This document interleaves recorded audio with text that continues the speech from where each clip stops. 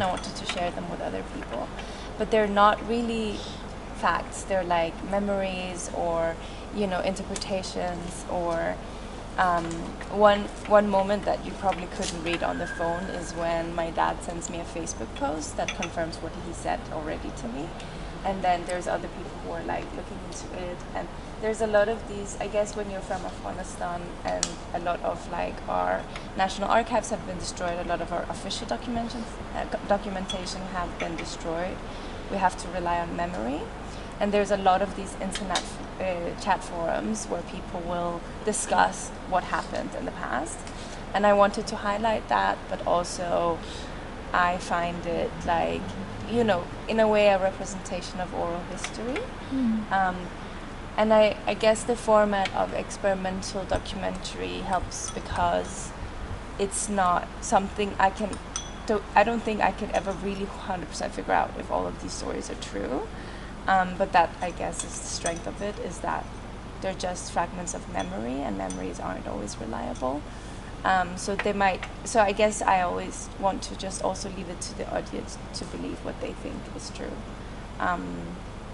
The process has been really fun. I wanted to make something, like, I think my first film that I made was really depressing, and I wanted to make something that still like confronts the reality of war and migration and erased histories, but also can be playful and can be like easy to look at and digestible, and maybe something like, if I was like 5 years younger, I would have loved to receive information about my history in this way. What do you guys think? Quality, the childhood images.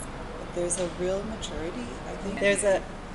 There's a coming together of the childlike touch and sensibility with the family photos, but there's I think a real maturity with how you come across, as I feel very admiring of how unconflicted you come across in grappling with all of these things.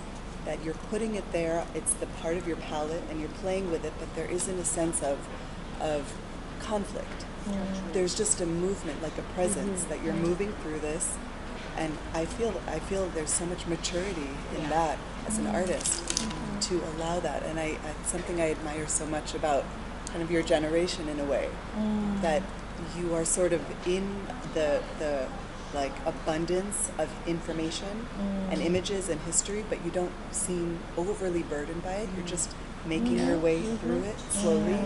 Oral histories as well, these anecdotal histories, because documents, when we think of official archives, there's also a triage. They choose which narrative that they want. The government has an official narrative, any government, any body, and they kind of get rid of or don't include the documents that don't follow under their narrative, and they only keep, so it's hard. Any archive is sort of subjective and can't be fully taken as full fact. It's one type of fact, but it's not full, so it's important to collect these histories. It's important to document these oral, anecdotes, part of not only your family story, but many other family stories, because, no official history is going to encompass everybody's version of, or everybody's experience of that history.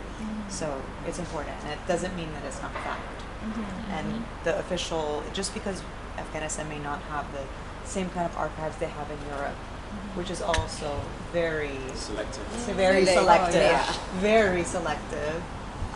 It doesn't mean that this is not a very important sort of part of the truth. So, I mean, for me, it's really hard to appreciate the video work to begin with, because I think most of the videos that are produced are really like plastic, in the sense that they're not really penetrating the audience in a material way, like bodily way, atmospheric, like the aura.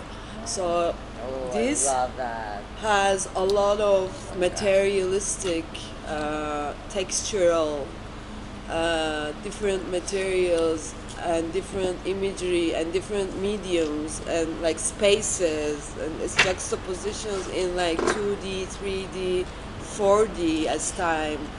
and also like with the heritage which you bring, all this tapestry and all this like plate, like collage, I mean from the past.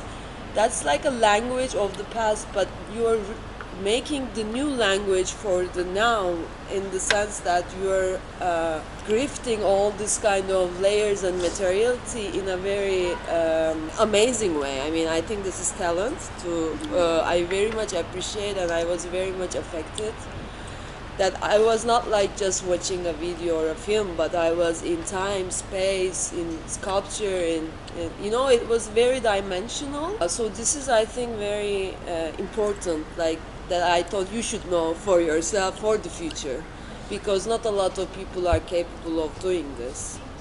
And also to connect to that, I've also watched it for the first time, but I've been told these stories, so it was exciting for me as well to see some of it visually. And I think also it's interesting as an end note to this pilgrimage, because we've seen so much tapestry, plates, like ancient and also like modern history. And the question of belonging has been discussed so much, you know, like, are we part of this history? And we try to connect with the material culture.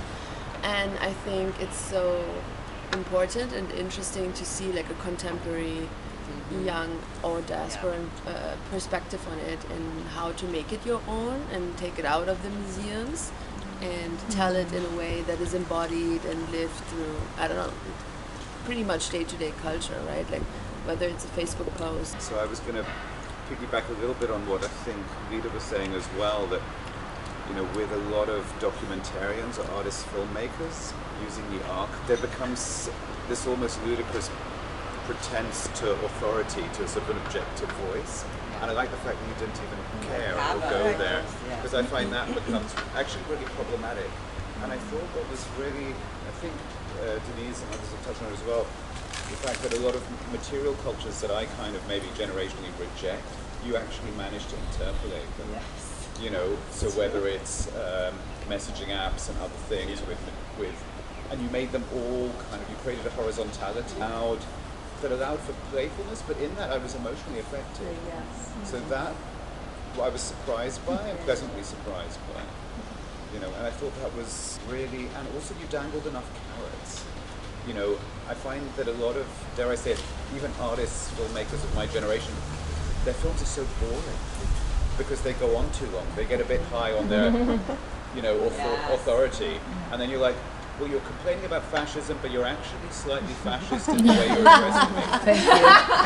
I actually like the brevity of it. 10 minutes was perfect because I wanted to know more about 5 different stories. Yeah. And that, I thought, was a much more successful way to kind of think about your audience consciously than I see in a lot of, you know, people who've had years of practice haven't got there yet. So yeah. The story is stronger than the multimedia use. Often what you see is that the multimedia use the tricks and the way it's filmed take over and you lose the story.